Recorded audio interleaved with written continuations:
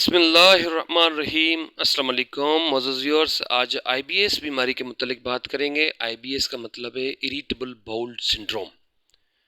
इस बीमारी का ताल्लुक निज़ाम हज़म के साथ है, डाइजेशन सिस्टम के साथ है। डाइजेशन सिस्टम में मेजर आर्गन्स, मेजर जो अज़ा आते हैं, इन्वॉल्व होते हैं। सबसे पहले मुंह है, माउथ है। माउथ के बाद खाने की नलकी है जिसको हम ईसोफेगस भी कहते हैं। उसके बाद स्टमक है, मैदा है। मैदे के बाद छोटी आंत है, स्मॉल इंटेस्टाइन। उसके बाद लार्ज इंटेस्टाइन। लार्ज इंटेस्टाइन के बाद रेक्टम आता है। रेक्टम के बाद एनस आता है जहाँ से पखाना खारिज होता है। अब इरिटेबल बाउल सिंड्रोम में कौन सा आर्गन इन्वॉल्व होता है? ख़ास करके लार्ज इंटेस्टाइन जिसको हम कोलन कहते हैं, बड़ी आंत, वो इस बीमारी में इन्वॉल्व होता है। जब खाना मैदे से और छोटी आंत से होकर, मैदे और छोटी आंत में क्या हो रहा है, खाने से खाना एक ब्रेकअप भी हो रहा होता है। उसके बाद क्या होता है, एब्सॉर्प्शन हो रही होती है। खाने में जितनी भी चीज़ें, फूड में जितनी चीज़ें होती हैं, अज्जा, minerals, vitamins, protein, everything absorb होती है। एब्सॉर्प्शन के बाद फूड जब बड़ी आंत में पहुंचता है तो बड़ी आंत के फंक्शंस में से एक फंक्शन ये भी है पेरिस्टालसिस, मीन्स के कॉन्ट्रैक्शन। सो नॉर्मल पेरिस्टालसिस होना भी बहुत ही ज़रूरी होता है निज़ाम हज़म के लिए। सो आईबीएस कब लाक होता है? जब उस नॉर्मल पेरिस्टालसिस सिस्टम में एबनॉर्मलिटी आती है।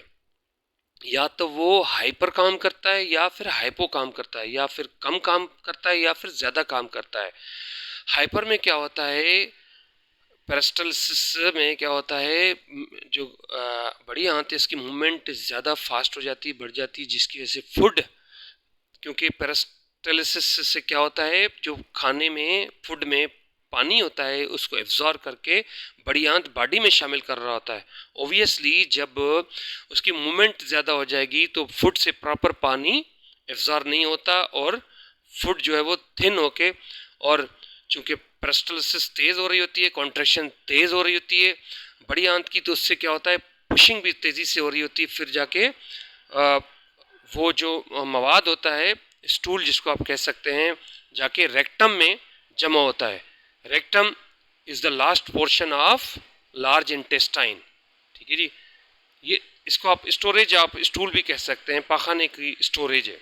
फिर वहाँ जाके पहुँचता है, उसके बाद एनस में जाके फिर खारिज हो जाता है बॉडी से पाखाना, जिस कंडीशन को आप डायरिया का भी नाम देते हैं, लूज मोशन भी कुछ लोग कहते हैं, और आम जबान में दस्त भी बोलते हैं। ठीक है जी। अच्छा, ये तो हो गया उसकी हाइपर मोटिलिटी। उसके बाद क्या होता है, उसकी जो है वो, जिस तरह मैंने बताया कि लो मोटिलिटी, उसमें क्या होता है, जब स्लो हो जाता है, स्लो होने से क्या होता है, जब फूड लार्ज इंटेस्टाइन में पहुंचता है तो वो स्लोली वर्क कर रहा होता है। बड़ी आंत स्लोली वर्क से क्या होता है, उसकी कंट्रैक्शन स्लो हो रही होती है। फूड से जो फूड ज़्यादा रहता है, बड़ी आंत ज़्यादा टाइम के लिए रहता है, बड़ी आंत से तमाम पानी एब्जॉर्ब करके बॉडी में शामिल कर देता है और फूड से पानी निकल चुका होता है और उसकी स्लो मोटिलिटी होती है, जिसकी वजह से फूड को धक्का, पुश कम मिल रहा होता है, जिसकी वजह से टाइम लग रहा होता है। टाइम की वजह से ज़्यादा टाइम जब लगता है तो जाहिर सी बात है फिर रेक्टम में टाइमली वो स्टूल नहीं पहुंच पाता। तो उस कंडीशन को हम क्या क्या नाम देते हैं, कॉन्स्टिपेशन, कब्ज। ठीक है जी। फिर ये दोनों चीज़ें जो आईबीएस का मरीज है उसको लाक हो सकती हैं। कॉन्स्टिपेशन भी उसको हो सकती है, कभी कॉन्स्टिपेशन होगी, कभी लूज मोशन की भी वो कंप्लेन कर सकता है। ज़रूरी नहीं है कि दोनों हो, but case to case vary करता है। कुछ मरीजों में जस्ट कॉन्स्टिपेशन रहती है, कुछ मरीजों में जस्ट डायरिया होता है, लूज मोशन होता है।